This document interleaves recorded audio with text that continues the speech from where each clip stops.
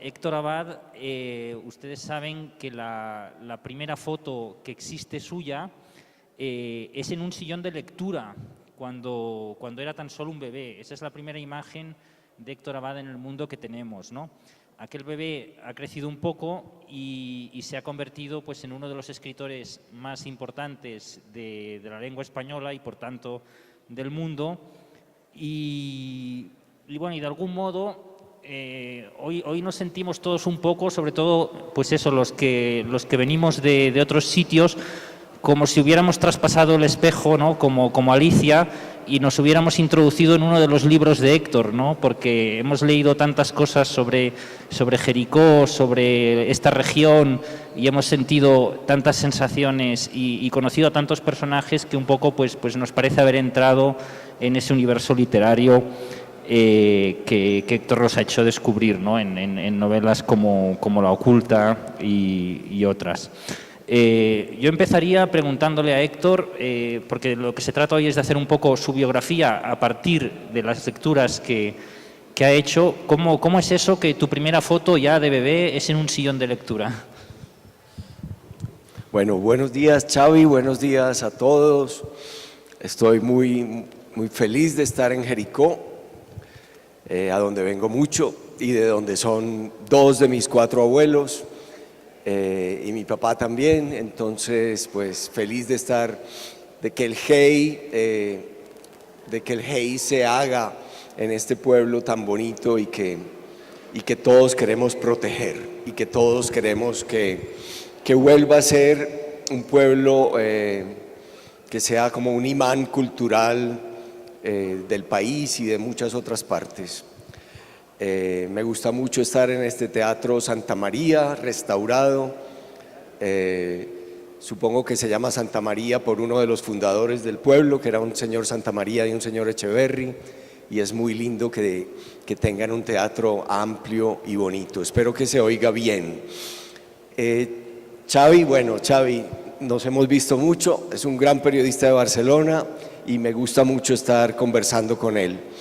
Me parece también muy emocionante que estén aquí, que esté el embajador británico, que es donde se originó el Hey Festival. Yo estuve en Hay on Wye, en Gales, y lo único, algo que tiene muy distinto Hay on Wye es que es un pueblo pequeño como este, pero absolutamente lleno de librerías.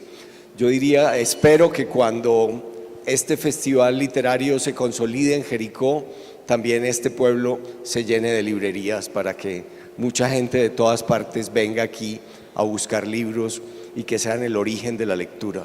El origen de la lectura son las librerías y las bibliotecas. Y Xavi me pregunta por qué mi primera foto es en un sillón un sillón de lectura. Sí, en mi casa pues había un cuarto que se llamaba la biblioteca, y en la mitad de ese cuarto había un sillón muy cómodo, como las primeras sillones que se reclinaban, y supongo que como mi papá se mantenía ahí leyendo, como muchas de las primeras fotos de mis hermanas son también ahí, mi papá leyéndoles a ellas, a mis hermanas mayores, supongo que habrá sido muy natural para ellos ponerme a mí como un bebé no sé, de días o de semanas y mucho, ponerme en ese sitio. Y me parece como una buena profecía para una vida,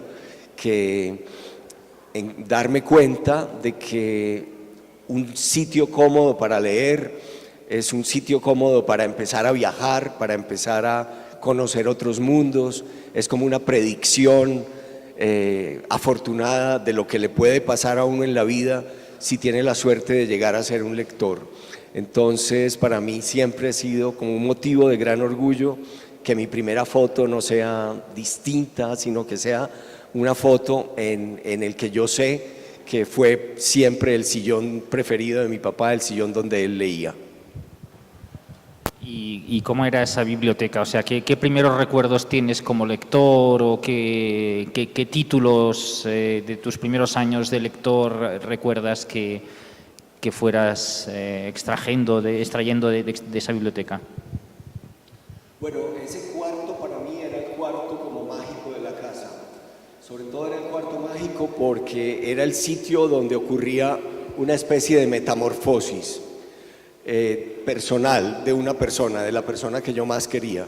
Era el sitio donde estaba la música, porque había también un tocadiscos y muchos discos en acetato, y entonces la metamorfosis ocurría, era como en el rostro de mi papá y en su ánimo. Él entraba tal vez molesto, tal vez cansado, tal vez de mal genio o irritado, viniendo de la universidad, de algún trabajo, ponía música clásica a todo volumen, sacaba un libro, se sentaba a leer, cerraba la puerta, estaba ahí solo, era una cosa misteriosa, algo ocurría mientras él leía y oía música, luego abría la puerta y ya era un señor feliz, descansado, lleno de risa, que nos dejaba entrar. Entonces, algo pasaba en ese cuarto, era un cuarto de la metamorfosis, de que alguien que llega mal de la calle se sienta y lee y todo se transforma, todo mejora. Mucho tiempo después yo leí una frase de Montesquieu que dice que él nunca había tenido ninguna pesadumbre en la vida que una hora de lectura no hubiera conseguido atenuar o mejorar o incluso curar. Entonces, si uno ve en la casa desde chiquito que el sitio de la música y de la lectura es el sitio donde uno mejora personalmente, donde a uno se le mejora el genio, donde uno pierde el mal humor y gana buen humor y gana felicidad, entonces sospecha que ahí hay un secreto, que ahí hay un gran secreto de felicidad, que donde está la música clásica y donde están los libros, algo pasa por dentro que te convierte en una persona, no digo en una mejor persona, pero en una persona que pierde como las asperezas de la vida diaria, como lo más, las tristezas, la cosa más aguda de la molestia, de la agitación, del calor. Era un sitio fresco y ahí sale uno transformado en alguien que puede dedicarle a sus hijos y a su familia la alegría y la felicidad. Porque ahí ocurrió algo bueno dentro del cerebro, dentro de lo que antes se llamaba el alma, el espíritu.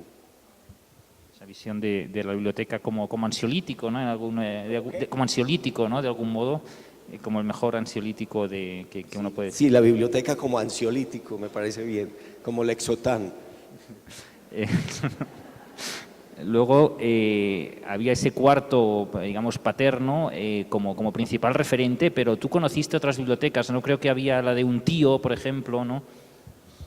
Sí, tenía un tío cura que era historiador y tenía muchos libros, solo que los libros del tío cura eran sospechosos y a mi papá no le gustaba que yo los tocara porque el tío era leproso y mi papá creía que en esos viejos libros podía haber bacilos de Hansen. Él era salubrista y le tenía mucho miedo a las enfermedades. Entonces, aunque el tío nos dejó de herencia la biblioteca, mi papá no la quiso recibir. Solamente recibimos un diccionario de la Real Academia que era muy bonito y algún proceso de desinfección debió haber hecho, pero no. O a lo mejor eran también libros muy conservadores, libros religiosos, libros que no le interesaban tanto a él, entonces también tal vez por eso no los recibimos. En todo caso, pues una biblioteca al principio es también una cosa misteriosa porque las letras no se entienden. Una biblioteca empieza como los libros infantiles, las ilustraciones. Lo primero que siempre hacían en mi casa era, pues mi papá, era que había una enciclopedia en inglés, la enciclopedia Colliers, que yo todavía tengo, y en las tapas de la enciclopedia Colliers hay como una historia de la cultura de la humanidad en viñetas, que empieza desde la invención del fuego, de la rueda, como una cosa cronológica muy sencilla, hasta los viajes espaciales, hasta la bomba atómica y los viajes espaciales.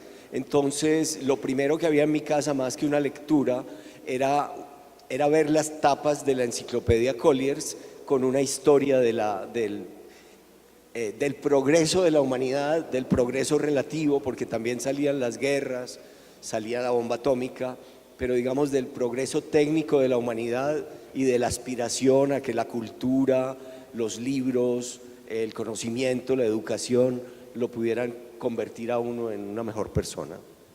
Bueno, eso ahí apuntas, creo que es otro rasgo tuyo como lector o una de tus, no sé si llamarlo rarezas o manías, pero tú eres un gran lector de diccionarios y enciclopedias, me parece, ¿no? ¿Qué es lo que te gusta de esos libros? Pues que uno cree que puede saber lo que quiere, que uno cree que aunque tenga mala memoria y aunque no sepa casi nada, uno va a encontrar siempre los datos ahí. Claro, ahora Internet ha reemplazado todo eso, pero en el mundo de mi infancia y adolescencia, lo que contenía las respuestas estaba ahí. Lo que uno va y busca en el diccionario o en la enciclopedia, todo lo que no sabe, y ni siquiera va a buscar lo que no sabe, sino que encuentra cosas que no sabe simplemente vagando por ahí. Y todo, hasta hay un escritor del Valle del Cauca que dice que su primer libro pornográfico fue también el diccionario, porque uno ahí buscaba las malas palabras, las palabras horribles, y era una cosa muy transgresora ver las malas palabras, y es como la primera pornografía, ver las palabrotas en el diccionario era muy emocionante. Sí. Y después, no sé, entre esas primeras lecturas infantiles o juveniles, ¿hay alguna que recuerdes especialmente por el impacto que te causó? Sí, digamos que de las primeras lecturas, una de las primeras fue Robinson Crusoe, de Daniel Defoe, que era como la reconstrucción de algo con lo que tal vez todos hemos soñado. Era también casi un repaso de lo mismo que estaba en las tapas de la enciclopedia Collier's. Era el hombre solo que llega a una isla desierta, supuestamente alguna isla en los mares, uno no sabe si es en los mares aquí del Caribe o en los mares del Pacífico, pero yo me lo imaginaba más bien en el Caribe, y él tiene que hacerlo todo otra vez, tiene que volver a reconstruir la historia de la humanidad, tiene que inventar el fuego, tiene que hacerse una casa, tiene que, gracias después del naufragio, a las cosas que van llegando a la costa, pues también aparecen objetos de la cultura, aparecen libros y bueno, y finalmente aparece también otro hombre, aparece la compañía, aparece Viernes, y entonces uno sueña con el viaje, con estar en un barco, con atravesar el océano, sueña con países lejanos, en esa cosa tan bonita que es no la nostalgia de volver siempre al sitio donde uno nació, sino también como una nostalgia al revés. En alemán existe una palabra para nostalgia que es Heimweh, como dolor de la casa, y también existe la palabra para el sentimiento inverso que es Fernweh, que es como el ansia por conocer lugares lejanos. Entonces es un libro como ese, o como Las Mil y Una Noches, en versiones infantiles que yo leí de niño, me daban sobre todo no nostalgia de mi tierra, sino nostalgia por lo desconocido, ganas de conocer lugares lejanos, ganas de ir. Ahora en el carro veníamos hablando de Persia, de Irán. Nunca he ido a Irán, pero si uno lee Las Mil y Una Noches, dan muchas ganas de ir a Irán, y si uno lee el Robinson Crusoe, pues dan muchas ganas de los viajes, del viaje de Humboldt, después uno descubre que el viaje de Robinson Crusoe es también el viaje de Humboldt, es también el viaje de Darwin, es el viaje a lo desconocido, el viaje a Jericó para muchos de ustedes, venir a unas montañas lejos de todo, en el centro de donde se acaba la cordillera occidental casi, es un viaje muy bonito, de una geografía muy rara y muy espectacular en muchos sentidos. Tú eres poeta también, tuviste un contacto, digamos, muy precoz con la poesía, ¿no? Porque creo que tu padre te leía en voz alta poemas. ¿Puedes explicar un poco también cómo te acercas a ese género? Sí, a mí me parece que la lectura es algo que, así como el amor entra por los ojos, la lectura entra por los oídos. En realidad, las primeras lecturas son o que te oigan leer, o que oigas leer, que te lean, o que te cuenten cuentos. Entonces yo creo que uno aprende a leer es con las orejas. Uno aprende a leer porque aprende a entender los cuentos. Digamos que yo aprendí a leer también oyendo los cuentos de mi papá sobre su infancia en Jericó, sobre la salida de Jericó en la crisis económica de los años 30, sobre cómo emigraron de un pueblo que quebró en la crisis. Pues este es un pueblo aislado del mundo, pero el mundo ya estaba interconectado. La gran crisis económica de los años 30 quebró Estados Unidos, quebró luego a Europa y quebró también a Jericó. Entonces mi abuelo tenía una finca de café que tuvo que vender o entregar para pagar deudas y tenían que irse a otro sitio. Entonces emigraron a una población en el norte del valle que se llama Sevilla, a una población donde se suponía que no había llegado el diablo todavía, era lo que siempre decía mi papá. Nos fuimos a un sitio donde no había llegado el diablo todavía. El diablo me imagino que era hasta la crisis económica, pero eso es empezar a leer. Empezar a leer es que te cuenten cuentos. Y el cuento de la familia es uno de los primeros cuentos que te cuentan. Y a mi papá le gustaba mucho poemas y se sabía poemas de memoria. Entonces también creo que la poesía, que es el género más musical de la literatura, el género donde es más importante la combinación de sonidos y de palabras, el género donde uno se apoya en las rimas para que la memoria lo socorra mejor, es un género en su origen completamente oral. En su origen es anterior, la poesía es anterior a la literatura en el sentido de letra, es anterior a la escritura y es un género pues memorístico y oral gracias a los apoyos de la rima y del ritmo y del sonido de las palabras. Entonces que la poesía entre por los oídos es muy importante. Y mi papá recitaba y en ese recitar uno aprende del sonido de las palabras, aprende de lo agradable que es que ciertos sonidos se repitan. Eso puede ocurrir también en las oraciones. El mismo rosario es una especie de poesía y bueno, da mucho sueño, pero también calma.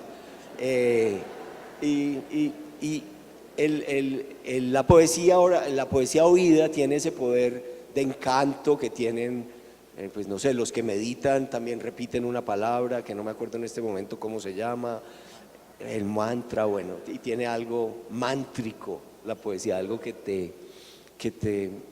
pues que no importa si no lo entiendes, pero que suena bien, que si alguien te recita y te dice tabardo astroso cuelga de mis hombros claudicantes y yo le creo clámida augusta, y uno dice ¿qué?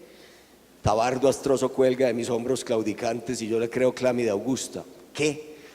Aunque uno no entienda bien qué es ese tabardo astroso que cuelga de los hombros claudicantes, suena muy bien y bueno, entonces ese sonido también es curativo de alguna manera. Yo creo que la gente le gusta rezar tanto no porque crea, sino porque se calma. No, es verdad, en los aviones, yo descubrí que en los aviones las monjitas rezaban y tranquilas. Si el avión tiene que aterrizar 3 veces sin tocar tierra, las monjitas van y rezan y rezan tranquilas. Yo dije, eso debe ser el sonido. Y cuando yo le tenía miedo al avión y empecé a recitar y se me quitó el miedo al avión, ya no hay nada que una recitación no vuelva indiferente. Y entonces debes recordar todavía algunos de los poemas que te leía tu padre. ¿Cómo? ¿Recuerdas todavía algunos de los poemas que te leía él? Sí, eso se volvió como una costumbre en la casa y aunque yo tengo muy mala memoria para casi todo, tengo buena memoria para recitar poemas. Sí, poemas generalmente, la poesía suele ser muy local. Entonces los poemas locales, los poemas por ejemplo, de León de Grave, que es un poeta pues de Medellín, pero que estuvo en esta región, en Bolombolo, que está muy cerca de acá, que para él era región salida del mapa, porque es Bolombolo a principios del siglo XX. Si esto está casi salido del mapa ahora, pues a principios del siglo XX, Bolombolo sí que era una región salida del mapa. Entonces, por ejemplo, ahí hay un relato de Ramón Antigua, está escrito en octosílabos, que es un ritmo muy natural del español, es una especie de romance local con unas rimas asonantes, entonces eso fluye muy bien y contribuye a la memoria. Ese tipo de poemas recitaba mi papá, o la poesía de Barba Jacob, o la poesía de Carlos Castro Saavedra, poetas todos antioqueños, estaban en el repertorio de mi casa. A veces sucede, cuando pensamos en los libros que nos han impactado más a lo largo de nuestra vida, a veces no son esos libros que todo el mundo reconoce como buenos, ¿no? Porque cada uno hace su propio proceso. Supongo que a ti te habrá pasado algo parecido, ¿no? Quiero decir que a lo mejor libros que son muy importantes en tu vida, pues luego no están en el canon de aquello que es las obras indiscutidamente reconocidas, ¿no?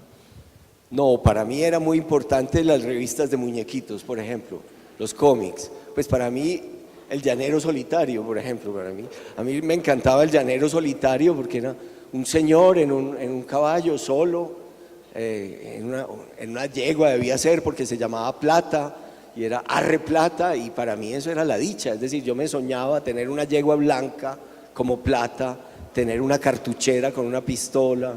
Y yo me pasé la infancia de cartuchera, sombrero y caballo de palo, pues, soñando con que uno era el llanero solitario. Y bueno, ya después en Mafalda vi que Mafalda le decía, no, Susanita le decía el llanero solterón. Le gustaba mucho a un personaje de ella, era el llanero solterón. Y claro, si a uno le gusta mucho el llanero solitario, pero eso es, yo aprendí cerca de Jericó, en la finca de mi abuelo, que ir montado a caballo solo es también una experiencia muy bonita. Ir a caballo solo por el campo es lindo. Y en el fondo, ¿qué es Don Quijote? Sino un hombre que va a caballo, bueno, tiene un compañero que va en un burro o en una mula, pero en alguna parte del Quijote dice que las aventuras consisten en soltarle la rienda al caballo y dejar que él lo lleve por donde le da la gana al caballo. Y eso es bonito, dejar que, si Machado decía que no hay camino, que se hace camino al andar, si uno le suelta la rienda al caballo y el caballo es el que decide para dónde va, puede uno hasta entender cosas muy importantes de la vida, que uno cree ser el que lleva las riendas de su vida, pero en realidad es el caballo loco del azar el que te lleva por los rumbos más inesperados y más desconocidos. Entonces, para mí, lecturas de los cómics como ese que te digo del Llanero Solitario era muy importante. Aprender a leer es educar un músculo, es educar los músculos de los ojos, que si uno no los educa, pues le arden los ojos y le da sueño, y el músculo cerebral, para decirlo de alguna manera, porque uno se concentra en que el cerebro traduzca con mucha facilidad las letras, las frases a imágenes. Entonces es una ayuda también para los niños, los libros ilustrados, es una ayuda a la traducción. Por eso los ilustradores y las imágenes forman parte también de las primeras lecturas y de la primera escritura con los ideogramas y con los jeroglíficos. Yo antes de aquí de Jericó, la última vez que vi a Héctor fue en el oráculo de Delfos, y lo vi ejerciendo de sacerdote en una extraña ceremonia con Javier Cercas, que no sé si nos quieres explicar un poco, que podría servir como introducción a la influencia de los clásicos o cómo descubriste a los clásicos griegos, por ejemplo. Sí, pues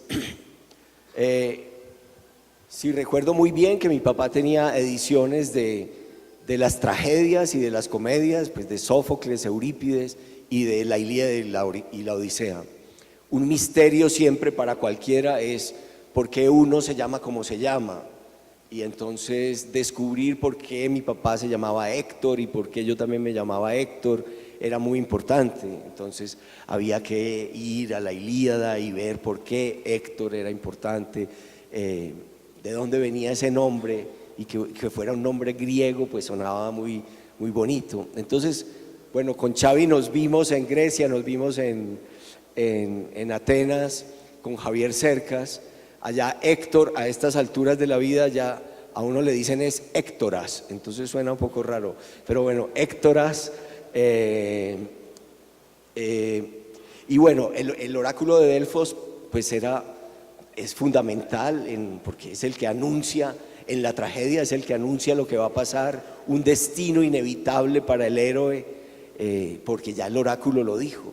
Es decir, Edipo va a matar a su padre y es una cosa espantosa que piensa que no puede ocurrir y que para que no ocurra la familia hace todo lo posible por alejar a ese niño que va a matar a su padre, y después de un montón de peripecias pues vuelve, mata a su padre, se casa con su madre y bueno, y da origen a toda la teoría freudiana, entre otras cosas. Pero entonces cuando pues Javier Cercas tiene una gran novela que se llama Soldados de Salamina, teníamos que ir a Salamina pero quisimos ir al oráculo de Delfos. En Delfos también el oráculo también le dijo a Sócrates que él era el hombre más sabio de Atenas, y eso para Sócrates fue terrible. Bueno, en fin, nosotros fuimos a Delfos con Xavi y tuvimos la suerte de que el oráculo nos hablara, solo que uno no puede hablar de lo que el oráculo le dice. Y Javier Cercas no lo oía y yo le dije, es que hay que mirar a los pájaros, porque son los pájaros los que dictan, y finalmente un pájaro le dictó a Javier Cercas el oráculo mío, y a mí me dictó el de Xavi y el de Javier Cercas. Yo lo copié, ya lo olvidé y supongo que lo tienes bien guardado. Bueno.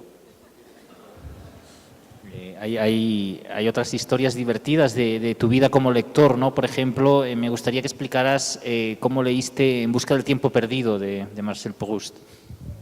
Bueno, sí. Bueno, volviendo un momento a lo de Héctor, era muy importante que las escenas más bonitas y más dramáticas de la Odisea tuvieran que ver con la muerte de Héctor, porque es tal vez la primera vez en la literatura occidental donde se habla de la relación de padres e hijos y de la importancia de la relación de padres e hijos. Entonces, Héctor, cuando va a salir a la batalla donde Aquiles lo va a matar, que es un semidios y seguramente lo va a matar, sale vestido con su armadura y el hijo no lo reconoce y llora. Ayer nos dijeron cómo se llamaba el hijo, pero ya se me olvidó. ¿Te acuerdas cómo se llamaba el hijo de Héctor? Bueno, empieza por A. Entonces ese llanto del hijo de Héctor y que él se quite el yelmo, la armadura, le muestre su cara y lo coja en los brazos para calmarlo y para despedirse de él, es como también la maternidad es como muy natural, muy espontánea, la cercanía física entre madres e hijos es siempre natural y espontánea, pero que haya afecto entre padres e hijos es algo que yo creo que se construye casi que con más esfuerzo, y está en Héctor. Y luego cuando matan a Héctor, tal vez la escena más conmovedora de la Ilíada y una de las más conmovedoras de la literatura universal es cuando el rey Príamo va a las tiendas donde está durmiendo Aquiles y le pide que le entregue el cadáver de su hijo, y le besa la mano a Aquiles y le dice, entrégame a mi hijo, mira que estoy besando la mano del asesino de mi hijo, entrégame al menos el cadáver de mi hijo para yo poderle hacer las honras fúnebres. Y entonces Aquiles recuerda a su padre, él también tiene un oráculo que le dice que no va a volver vivo a su isla, sabe y ve en el llanto de Príamo, ve en el llanto del padre de Héctor, ve el llanto de su padre, la empatía que produce la literatura, y le dice 9 días para que ustedes puedan lavarlo, limpiarlo, quemarlo y por lo menos pues hacer el rito de la muerte. Entonces el nombre de uno que no parece nada, que es feo, que todo el mundo le dice a uno Héctor y que no es nada, es un nombre que se carga como de sentido y de sentido de la paternidad, y eso es muy bonito. Proust, pues no sé, a mi papá lo nombraron agregado cultural en la Embajada de México. Yo había fracasado estudiando un semestre de medicina y otro de filosofía, y él me dijo, pues si no sabes bien qué hacer, vente para México conmigo, y me dijo que me podía tomar un sabático. Entonces me tomé un sabático y para empezar dije, bueno, voy a leer un libro largo y difícil. Yo tenía 17 años y entonces me acuerdo que compré los 7 tomos de En busca del tiempo perdido. Los primeros tomos estaban traducidos por Pedro Salinas y luego los otros por una mujer que ahora no me acuerdo. Y fue una experiencia de lectura pues muy larga, porque es un libro que hay que tener meses y hay que tener tiempo, y para mí fue fascinante, fue deslumbrador, fue misterioso, descubrí otro mundo y un poco yo sé que los lectores se dividen entre los que adoran por encima de todas las cosas a Joyce y otros a Proust, y yo ahí me convertí más en proustiano que en joyciano. Bueno, la mayoría de los lectores no dan el salto de pasar a ser escritores. ¿Tú recuerdas en qué momento de tus lecturas o de tu biografía lectora decidiste empezar a escribir tú mismo tus historias, o si en ese momento estabas leyendo alguna determinada cosa, o cómo fue ese paso?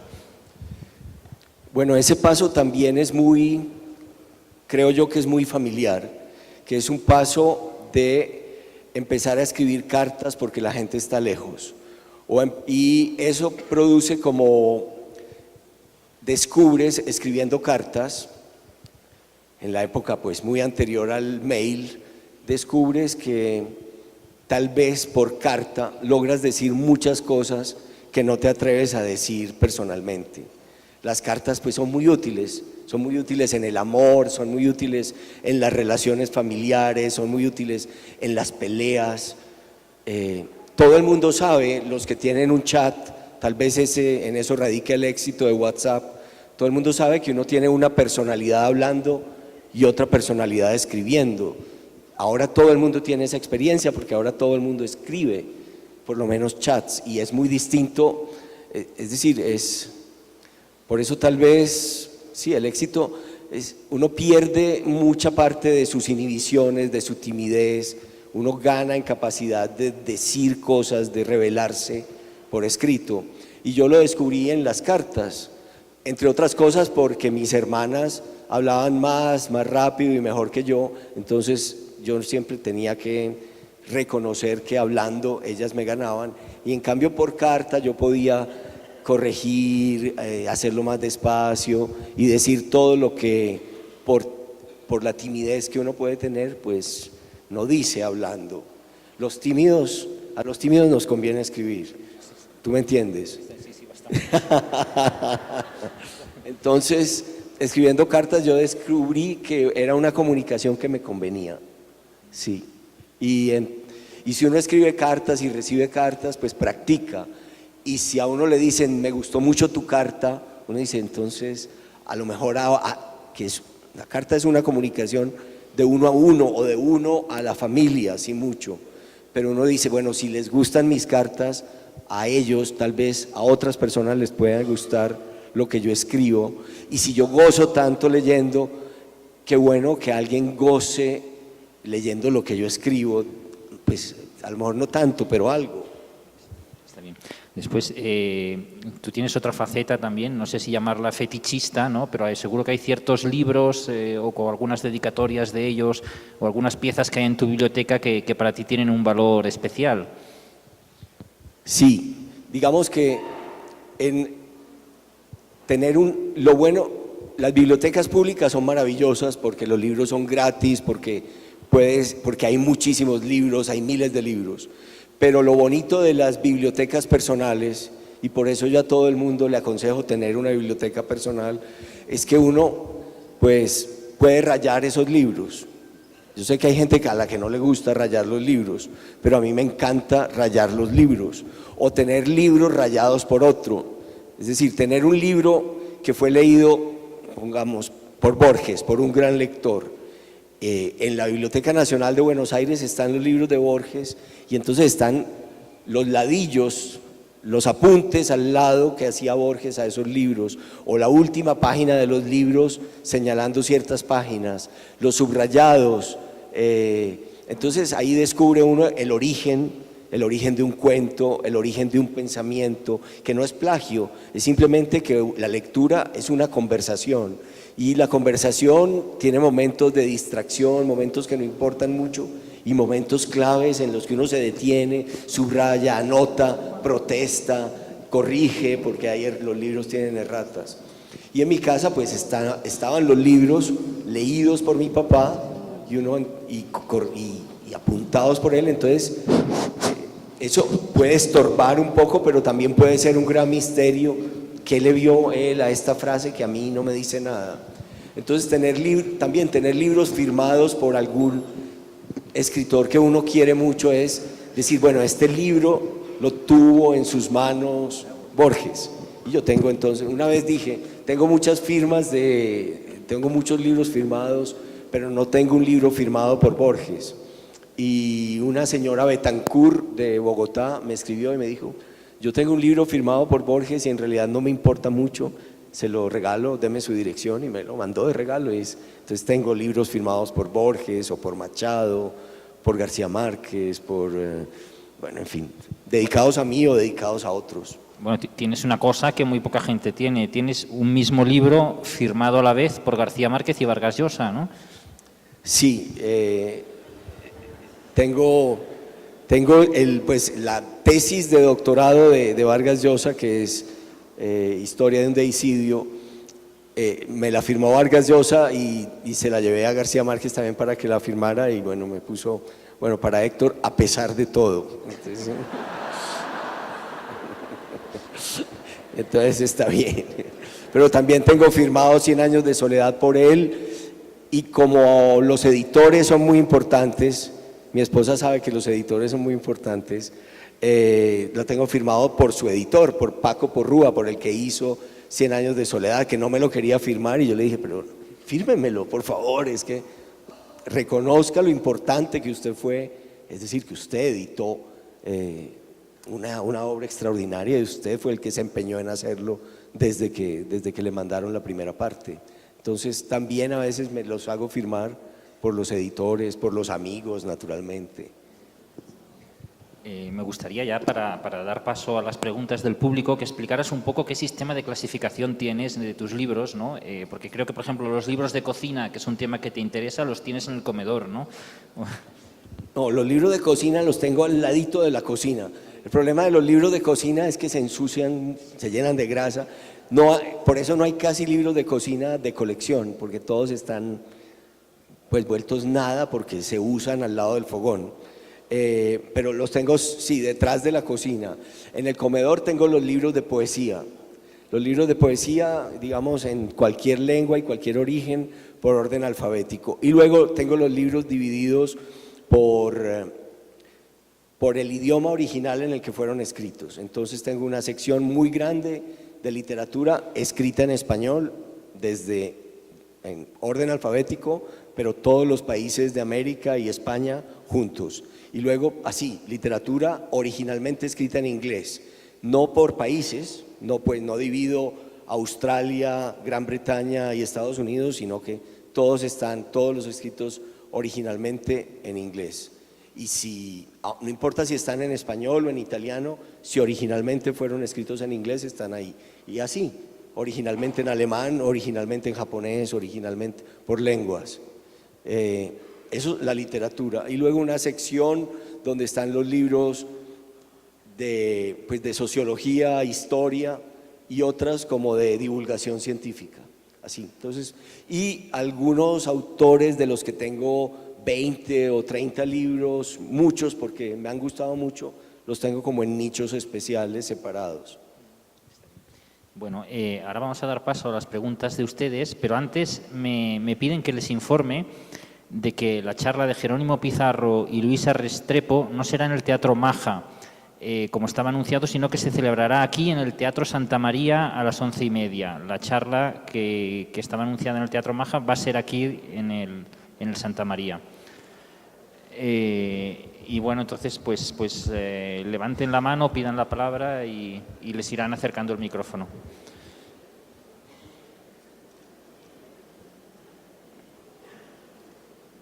Buenos días, vengo desde la ciudad de Cali, estoy muy feliz con el festival y quiero agradecer a cada taller por la película, muy feliz de haberla visto, de haberla presenciado y tener este gran escritor, orgullo nacional y demás. Quisiera preguntarle cuánto tiempo dedica a la lectura.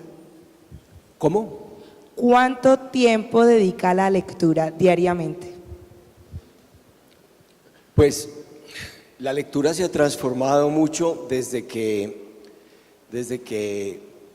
Internet, la red, los computadores, los teléfonos invadieron nuestra vida. Pero entonces depende de si consideras lectura también lo que uno hace en el computador, en el teléfono. Es decir, claro que es lectura, porque uno lee noticias, uno lee artículos, uno lee chats. Es descifrar letras y es lectura. Si uno cuenta eso, pues las horas de lectura son muchísimas. Pero yo concibo la lectura más bien como ese tiempo en el que el mundo se borra, que uno no está en esa actividad como de persona hiperactiva, de estar conversando, leyendo, chateando, viendo televisión, oyendo música y escribiendo. Ese es el mundo contemporáneo de una dispersión increíble.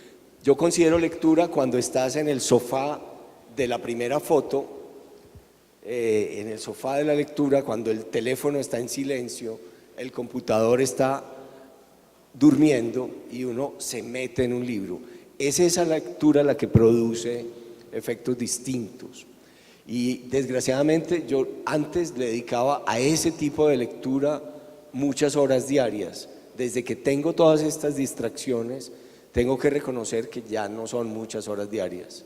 Espero que sea más de una hora diaria, creo que es más de una hora diaria, por la mañana y antes de dormirme siempre leo, tengo una lámpara, estoy recostado y leo, y depende de la lectura, el sueño llega pronto o el sueño no llega y no llega y no llega, pero yo diría que leo seguramente de esa manera profunda más de una hora diaria.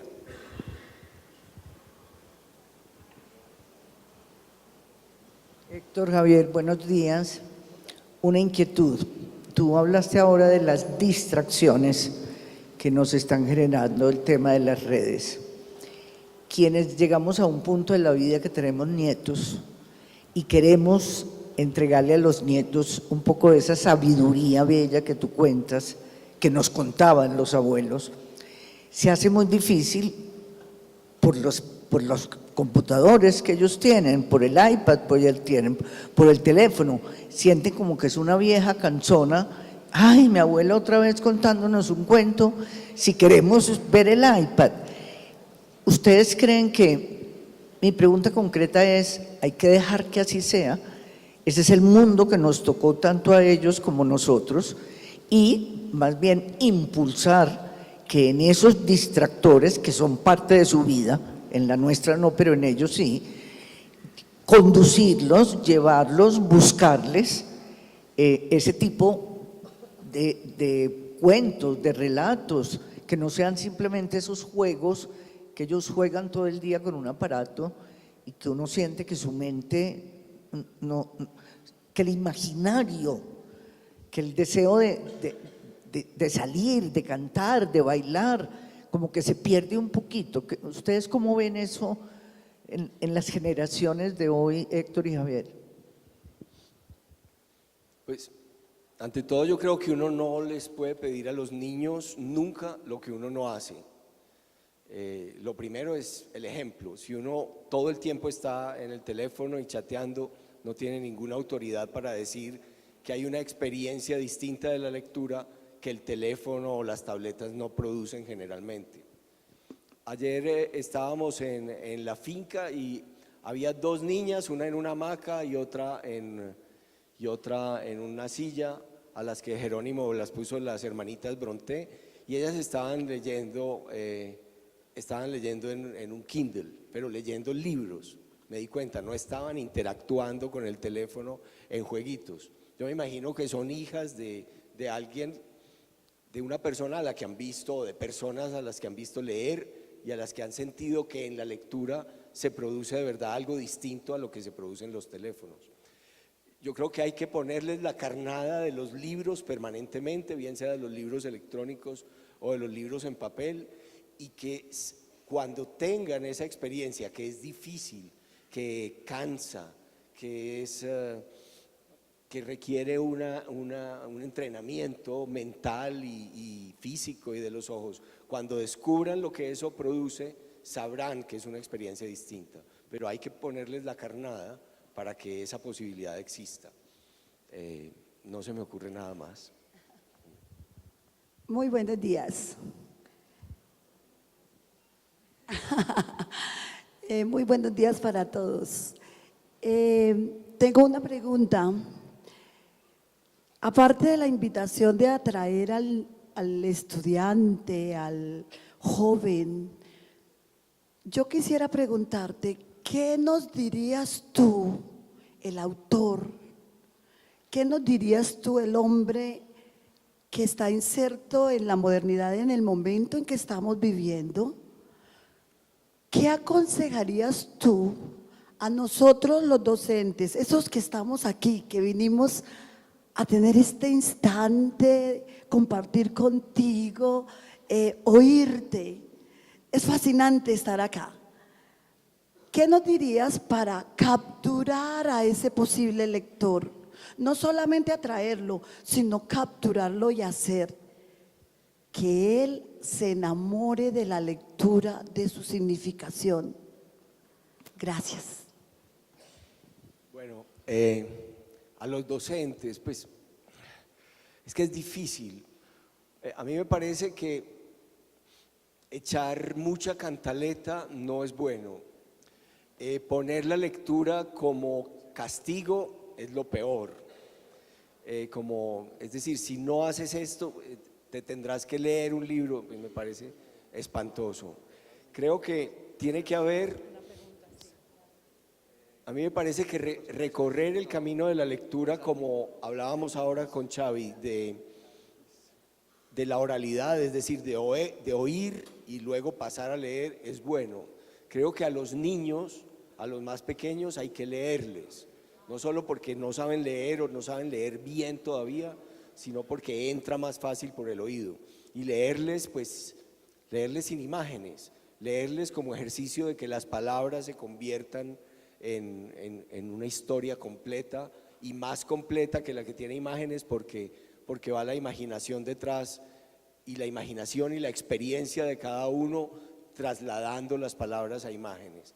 Entonces yo creo que el ejemplo de que los profesores lean y de que los profesores les lean es fundamental. Debería haber como un espacio en el que ellos no pueden hacer nada, no pueden tener el teléfono, deben estar en silencio, deben estar quietos en lo posible y deben oír lecturas. Eso se hace, es una cosa antigua, se hace en los monasterios, se hace en los almuerzos de los monjes, y no importa si algún niño se duerme incluso, descubren también el aspecto sedante de la lectura. Yo creo que, y descansan. Es que la lectura también sirve para conciliar el sueño, sirve para despertar, porque le despierta a uno el alma dormida, y sirve para dormirse. Y decirles que hay un placer en eso, que en eso se esconde un gran secreto de alegría, de placer y de conocimiento, y que si no lo descubren, pues son ellos los que se lo pierden, ¿no? Los lectores siempre han sido minoritarios, primero porque el analfabetismo era casi general, entonces ahí sí que era una minoría. Yo diría que ahora estamos mejor, el analfabetismo ya no es el problema, saben leer, estamos mucho mejor que en muchos periodos de la historia. Si uno consigue que de 100, 5 o 10 se conviertan en lectores, maravilloso, y los otros 90 son ellos los que se lo pierden, no echarles cantaletas, sino decirles, pues, lástima, usted se lo pierde. Maestro, Cuando se habla de Héctor Abad Facio Lince, inmediatamente, sí, acá. Cuando se habla de Facio Lince, Héctor Abad Facio Lince, siempre se relaciona en Colombia el olvido que seremos. Yo viví la experiencia de su papá. El día en que su papá vivió esa situación, nosotros estábamos en el sindicato de los maestros entregando el cuerpo del compañero Felipe Vélez, que había sido asesinado por el régimen político de Turbay Ayala. Usted se agachó y yo sé que usted encontró algo en el saco de su papá. Cuéntenos un poquito del nombre de ese olvido que seremos y qué le dice, qué puede decir a este público de lo que usted encuentra esa noche, que luego usted también lo lleva a un texto y lo llevó a una investigación larga. Háblenos un poco del olvido que seremos, porque a Héctor Abad Facio Lince se le conoce más por el olvido que seremos.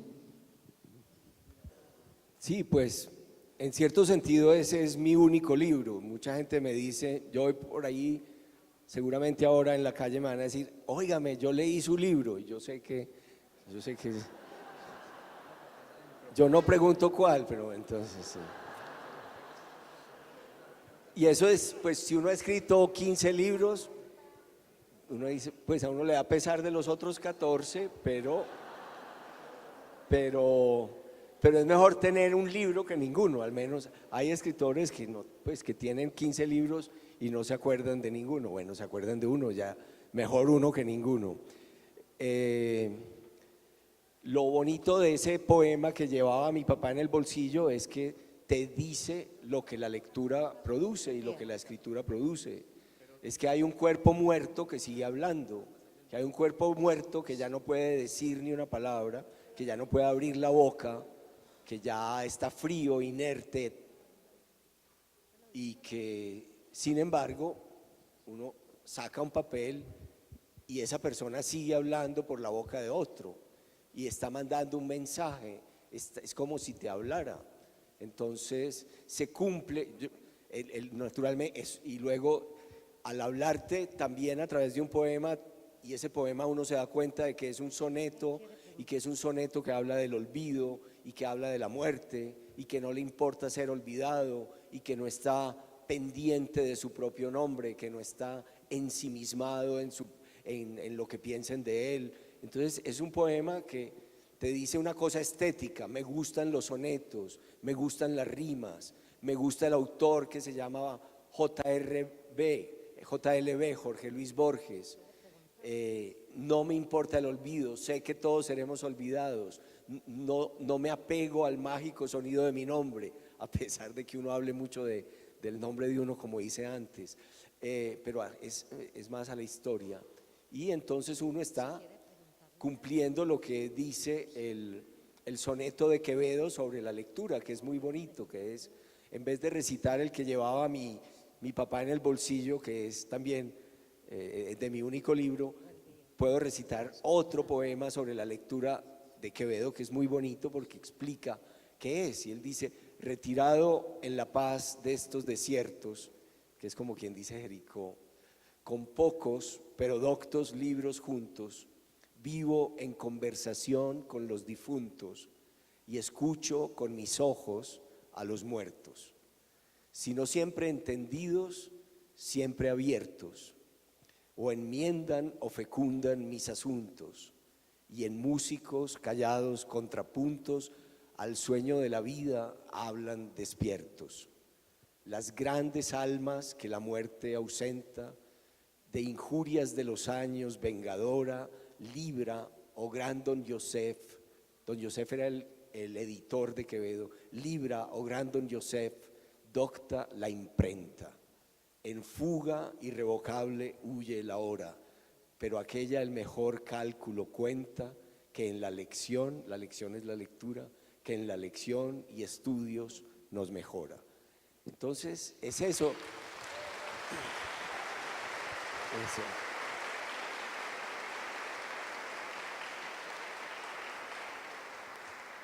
La lectura como una conversación con los difuntos, la lectura como escuchar con los ojos a los muertos y una conversación, saber que uno puede conversar con Sócrates, que uno puede oír, gracias a Platón, el discurso de Sócrates ante la asamblea de Atenas, que debía ser más o menos de este tamaño, que lo condena a muerte, y la dignidad de Sócrates hablando ante la asamblea que lo va a condenar a tomarse la cicuta. Conversar con Sócrates es una experiencia de una riqueza, de una hondura, de una emoción maravillosa. Entonces, ese poema en el bolsillo le indica a uno, sigo hablando a través de las letras y a través de la lectura. Qué mejor manera de acabar que con esas palabras de Héctor. Ustedes saben que el Hey Festival se caracteriza por la puntualidad británica con que se abren y se cierran los actos, pero ustedes podrán conversar, no con Sócrates, pero con Héctor, porque ahora va a haber una firma de sus libros en el Maja. Entonces, muchas gracias a todos por haber venido.